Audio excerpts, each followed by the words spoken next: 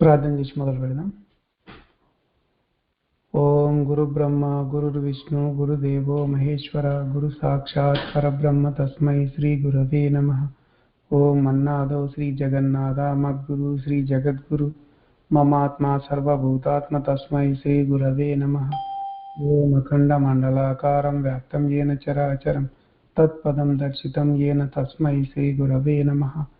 శ్రీమతి ఏకైక గురువు ఆధ్యాత్మిక సామ్రాజ్య చక్రవర్తి శతాధిక గ్రంథకర్త హిందూ జ్ఞాన ధర్మ ప్రదాత సంచలనాత్మక రచయిత త్రైత సిద్ధాంత ఆదికర్త శ్రీ శ్రీ శ్రీ ఆచార్య ప్రబోధానంద యోగేశ్వర్ల వారిచే రచించబడిన పరమ పవిత్ర పరిశుద్ధ ప్రథమ దైవ గ్రంథము త్రైత సిద్ధాంత భగవద్గీత అందరికీ చక్కగా జ్ఞానం అర్థం కావాలని గురుదేవుని ప్రార్థించుకుంటూ మనం మొదలు పెట్టుకున్నాము. మనం స్వామివారు రచించిన త్రైత సిద్ధాంత భగవద్గీత అనే గ్రంథాన్ని చెప్పుకుంటా ఉన్నాము. అందులో క్షేత్రజ్ఞ విభాగ యోగము అనే అధ్యాయంలో పోయిన వారము 24 నుంచి 27 శ్లోకాల వరకు చెప్పుకున్నాము. ఆ శ్లోకాల యొక్క భావం ఏంటో మళ్ళా ఒకసారి చూద్దాము. ఎవడైతే ఈ ప్రకారంగా పురుషులను ప్రకృతిని గుణములను తెలుసుకున్నాడో వాడు ఎల్లప్పుడూ అన్ని విషయములలో వర్తించుచున్నప్పటికీ తిరిగి జన్మించడు. మృత్యువును జయించి మోక్షము పొంది పరమాత్మయందు ఐక్యమగుటకు కొందరు పరమాత్మ సాకార రూపమును ధ్యానించి భక్తి యోగము కలిగి ఉందరు. మరికొందరు బ్రహ్మయోగమును అనుసరించి ఆత్మ దర్శనమును చేసుకొనిచుందురు. ఇంకా కొందరు కర్మయోగమును అనుసరించుచుందురు. ఈ విషయములు తెలియని వారు ఇతరుల వలన విని వారు చెప్పిన ప్రకారం ఉపాసన చేసి సాఫల్యమును పొందుచున్నారు. స్థావర జంగమమైన జంతువేది పుట్టినా అట్లే ఏ కించిత్ వస్తువు పుట్టినా అది క్షేత్రజ్ఞుల కలయికతోనే పుట్టుచున్నదని తెలియవలెను. ఇవి ఈ 3 శ్లోకాలకు సంబంధించినటువంటి భావం మనము తెలుసుకున్నాము. ఇందులో మనము 28వ శ్లోకం నుంచి ఈరోజు తెలుసుకుందాము. 28వ శ్లోకము పరమాత్మ గురించే చెప్తా ఉన్నారు. అదేంటంటే సమం సర్వేషు భూతేషు తిష్టంతం పరమేశ్వరం వినశ్యస్త్వ వినశ్యంతం యః పశ్యతి స పశ్యతి. సర్వజీవరాశులందు సమానముగా నివాసముండు పరమాత్మను సమస్తము నాశనమైనప్పటికీ నాశనము గాని వానిగా ఎవడు చూచునో వాడే చూచిన వాడగును. పరమాత్మ సర్వజీవరాశులందు సమానంగా నివాసం ఉంటున్నాడు. అట్టి పరమాత్మ సమస్తము నాశనమైనప్పటికీ నాశనం కాడు. అలాంటి వాణిగా పరమాత్మ ఉన్నాడు అని ఎవడైతే చూస్తున్నాడో వాడే నిజముగా చూచిన వాడగును అని ఈ శ్లోకం యొక్క భావాన్ని మనకి స్వామివారు తెలియజేస్తున్నారు. సర్వజీవరాశులందు 3 ఆత్మలు ఉన్నాయి, జీవాత్మ, ఆత్మ, పరమాత్మ. జీవరాశిలో జీవుడు తప్పకుండా ఉండే తీరుతాడు. అయితే జీవరాశి మరణించినప్పుడు ఏమవుతుంది? జీవరాశి మరణించినప్పుడు పరమాత్మ యొక్క ఉనికి చెడిపోకుండా ఉంటుంది. అది చాలా ఆశ్చర్యకరమే కదా అంటున్నారు. పరమాత్మ అన్ని శరీరాల్లో ఉన్నాడు. ఆ శరీరాలు మరణించినప్పటికీ ఆయన మాత్రం నాశనం కాకుండా ఉన్నాడు. అది ఎలా ఉన్నాడు అనే వివరము మనం తెలుసుకుందాము. అలా తెలిసినప్పుడు ఏమవుతుందంటే మనకి ఈ శ్లోకంలో యః పశ్యతి సపశ్యతి అని అన్నాడు కదా. అప్పుడు శరీరములు నాశనమైన పరమాత్మ నాశనము కాలేదని చూచినవాడు నిజముగా చూచినవాడు అన్న దానికి మనకి అర్థం బాగా తెలుస్తుంది. మనం ఏదైనా ఒక ఊరికి బయలుదేరినప్పుడు అది ఎంత దూరం ఉంది, ఎక్కడ దిగాలి అన్నీ గుర్తుపెట్టుకొనే మనం ప్రయాణం చేస్తూ ఉంటాము. మనం చేరవలసిన గమ్యము చాలా దూరంగా ఉన్నట్లయితే దానికి కావలసిన దారి ఖర్చులు కోసము మనకి ఎంత డబ్బు అవసరం ఉంటుందో అంత డబ్బు మన దగ్గర పెట్టుకొని ప్రయాణం చేస్తూ ఉంటాము. మనం ప్రయాణం చేసేటప్పుడు మనతో పాటు ప్రయాణం చేసే వాళ్ళతోటి స్నేహం కూడా చేస్తుంటాము. ఆ స్నేహము ఎంతవరకు ఉంటుంది? గమ్యం చేరేంత వరకే ఉంటుంది. ఆ తర్వాత ఉండదు. అది తెలిసి కూడా మనము ఆ కొంతసేపు పరిచయం ఏర్పరచుకుంటాం. అది మనకి ఎట్లన్నా కానీ మనము పలానా చోట దిగిపోతాం కదా అని మనకి గమ్యం తెలుసు కాబట్టి, గమ్యం తెలిసి ప్రయాణం చేస్తున్నాం కాబట్టి మనతో పాటు ప్రయాణించే వాళ్ళతో ఎవరితో కూడా అనుబంధాలు కానీ బంధాలు కానీ పెట్టుకోము. అలాగే జీవుడుగా ఉన్న మనము మన ప్రయాణములో మరణము అనే గమ్యం ఉందని మనకు తెలుసు. కానీ అది ఎంత దూరం ఉందనేది తెలియదు. అది ఎప్పుడు వస్తుంది తెలియదు. ఒక ఊరికి గనక మనం పోవాలంటే ఒక నెల రోజులు పట్టిద్దని తెలిస్తే అప్పుడు మనము సాటి ప్రయాణికులతో అంటి ముట్టని స్నేహం చేస్తాం. కానీ మన శరీర వాహన ప్రయాణ కాలం ఇంతని ఖచ్చితంగా తెలియకపోయినప్పటికీ మన సాటి ప్రయాణికులతో పూర్తి సంబంధాలు ఏర్పరచుకోవడము జ్ఞానరహితము, అర్థరహితము అని తెలియాలని చెప్తున్నారు ఇక్కడ. జ్ఞాన సహితంగా గనక యోచిస్తే సాటి ప్రయాణికులుగా శరీరములందు జీవితం సాగిస్తున్నప్పటికీ ఎవరి గమ్యము వారిదే. ఎవరు ఏ గమ్యం వరకు ప్రయాణించి నిలిచిపోతారో చెప్పలేం.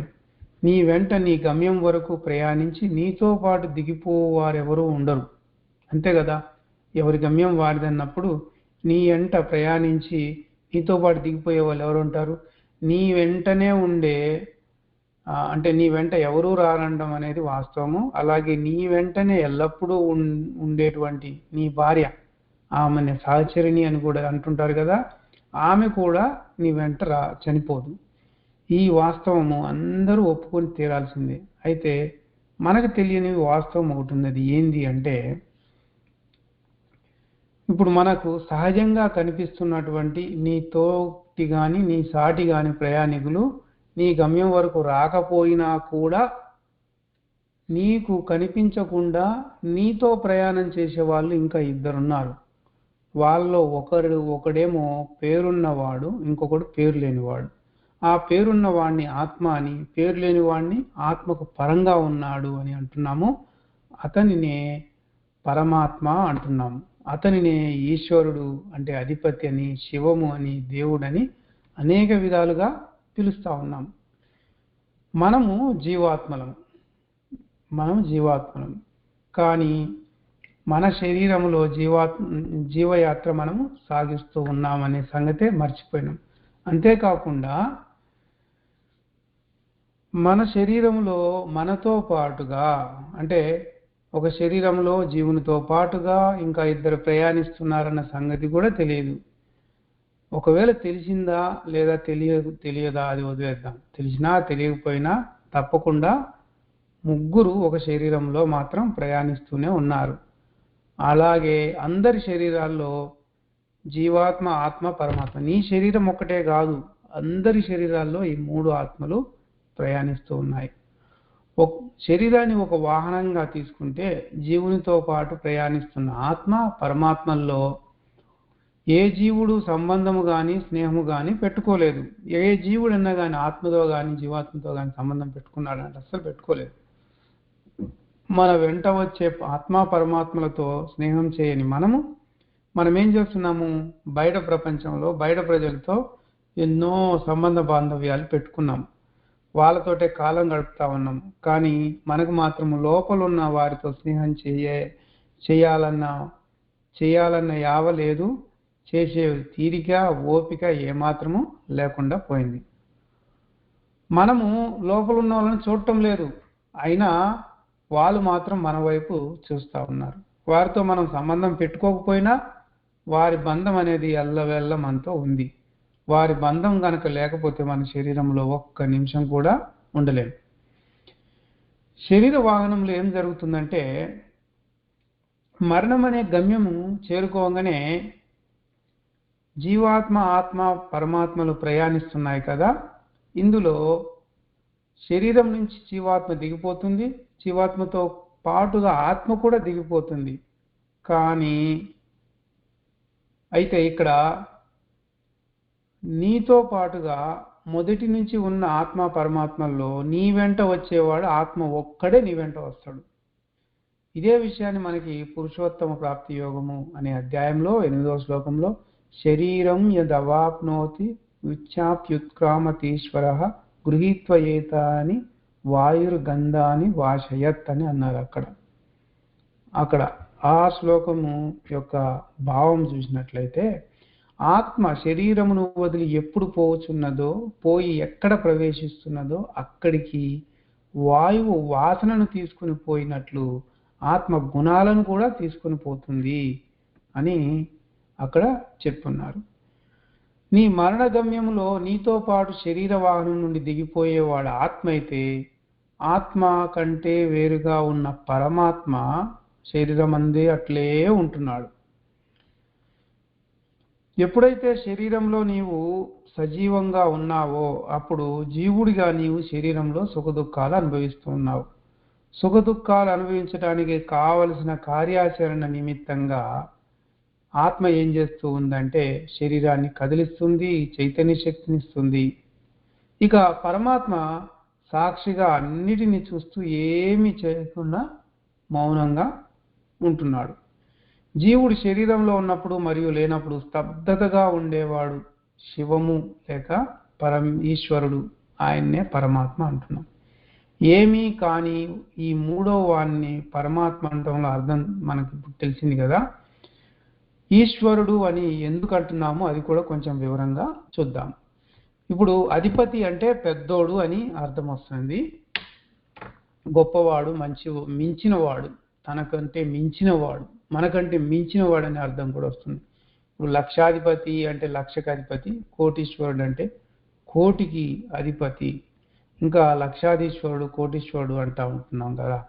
లక్షకు అధిపతి అని వాటికంటే గొప్పవాడు అనేది లక్షాధిపతి. యావత్ ప్రపంచం అంతటికీ కూడా అధిపతి అయిన వాడు పరమాత్మ ఒక్కడే కాబట్టి అధిపతిగా పరమాత్మను ఈశ్వరుడు అని కూడా చెప్పుకుంటా ఉన్నాము. పరమాత్మ ఎక్కడ గుర్తించలేనిది, అంతటా ఉన్నది, దేనికి తెలియంది. బ్రతికి ఉన్న వానికి కానీ, జ్ఞానులకు కానీ, యోగులకు కానీ తెలియబడదు, గమ్యగోచరమైంది కాబట్టి దాన్నే శివము అని అన్నారు. మనం ఇంకా శివం అనే పాట కనుక వింటే ఇంకా చాలా గొప్పగా వివరం తెలుస్తుంది. అదే శివం అనే పాట. శివం అంటే తెలియందనే అర్థము. జ్ఞానులకు, యోగులకు శివం అనేది ఒకటి ఉందని తెలుసు, అది ఏది అనేది మాత్రం తెలియదు. జీవుడు బ్రహ్మయోగం చేసినప్పుడు బ్రహ్మయోగంలో ఆత్మను తెలుసుకోగలుగుతాడు, కానీ శివమును మాత్రం తెలుసుకోలేడు. కర్మంతా అయిపోయిన తర్వాత జన్మలేని స్థితిని చేరుకున్న యోగులు శివములు ఐక్యమైపోయి వాళ్ళు కూడా శివముగా మారుతారు. అప్పుడే శివం అంటే తెలుస్తుంది, కానీ దాని ముందు తెలిసే అవకాశం లేదు. ఇక శరీరమందు జీవయాత్రలో మరణమను గమ్యంలో ఆత్మ జీవాత్మలు శరీరాన్ని వదిలిపెడితే చివరికి శరీరంలో మిగిలిపోయేది ఏంటిది? శివము. జీవుడు బ్రతికి ఉన్నప్పుడు నీచమైన గుణాలతో సంబంధపడి శరీరంలో ఉన్నప్పుడు ఆ శరీరానికి ఏమాత్రం ప్రాముఖ్యత అనేది లేదు. చనిపోయిన తర్వాత శరీరంలో జీవుడు లేడు, ఏ నీచ గుణం అనేది అందులో లేదు. అప్పుడు శుద్ధ శివ నిలయం అని చెప్పుకోవాలి. అందులో పరమాత్మ తప్ప మరి ఎవ్వరూ లేరు. కనుక ఆ విషయం తెలిసిన జ్ఞానులు, యోగులు ఏం చేశారంటే మరణించిన శరీరాన్ని విభూతి నామాలతో అలంకరించి గోవింద నామస్మరణతో పూజించి అందరిని మొక్కమనేవాళ్ళు. అటువంటి సాంప్రదాయము ఇప్పటికీ కూడా ఉంది, కానీ అది ఏమాత్రం అర్థం తెలియందే ఉంది. ఇప్పుడు మొక్కేవాళ్ళు భయంతో మొక్కుతా ఉన్నారు. ఒకవేళ మొక్కకపోతే చనిపోయినోడు దయ్యంగా వచ్చి పీడిస్తాడేమో, ఆ పీడ మన ఇంటికి చుట్టుకుంటుందని మొక్కితే వారి పీడ అంతటితో పోతుందని మొక్కుతున్నారే కానీ అర్థం తెలియదు. పూర్వము అలా చేసేవాళ్ళు కాదు, ప్రతి పనికి కూడా అర్థం తెలిసి చేసేవాళ్ళు. జీవుడు పోయిన తర్వాత శరీరంలో శివము ఉందని వాళ్ళకు తెలుసు, అందుకే మరణించిన శరీరం ఉంది కదా దాన్ని శివం అనేవాళ్ళు. కాలక్రమంలో దాని భావం అంతా చెడిపోయింది, శివము శవంగా పిలువబడతా ఉంది. పూర్వం నుండి ఉండు పూజలు మొదలైనవి అలాగే ఉన్నా కూడా వాటి యొక్క అర్థం అనేది తెలియకుండా పోయింది, అర్థాలన్నీ మారిపోయినాయి. నిజమైన జ్ఞానులు యోగులు చనిపోయిన శరీరంలో కూడా చెడని పరమాత్మ ఉనికిని మనోనేత్రంతో చూడగలుగుతున్నారు.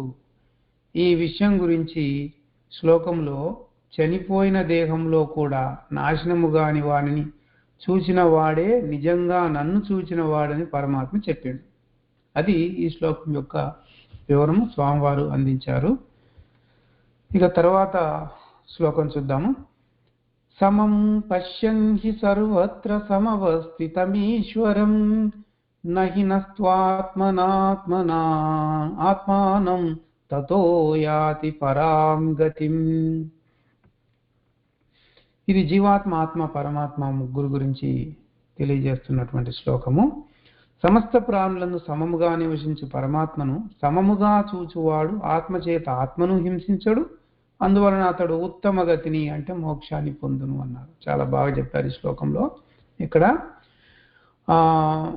చాలా మందికి ఆత్మ హింసించడం ఏంటి అని అర్థం కాకుండా తెల్లముఖం వేస్తారు. అయితే మనము వివరంగా ఆలోచించినట్లయితే, ఇప్పుడు పరమాత్మ శరీరం లోపల శరీరం బయట అంతటా సమంగా వ్యాపించి ఉన్నాడు. సర్వ జీవరాశుల శరీరంలో కూడా పరమాత్మ వ్యాపించి ఉన్నాడు.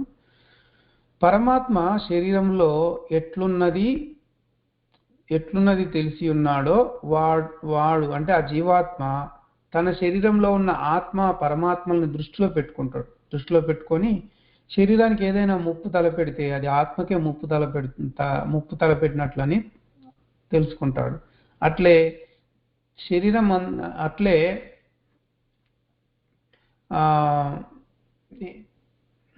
ఎందుకంటే తన శరీరం అంతా చైతన్యంగా ఆత్మ ఉంది, సూక్ష్మంగా పరమాత్మ వ్యాపించి ఉందని అతనికి తెలుసు. ఎవరికి?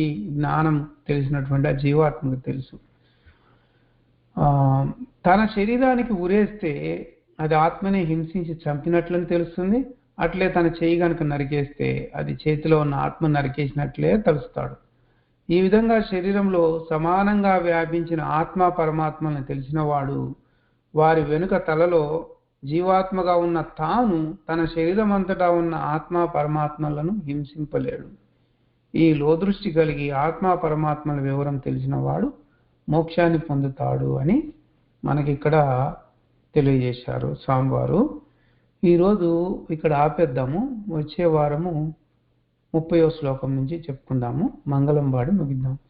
ఓం మంగళము మీకు మద్గురి చంద్రమా, మంగళము మీకు మహిప్రకాశ, మంగళము చేసి మరి మొక్కెద అఖిల జీవ సంఘ ఆత్మలింగ. అందరికీ ప్రబోధార్పణం.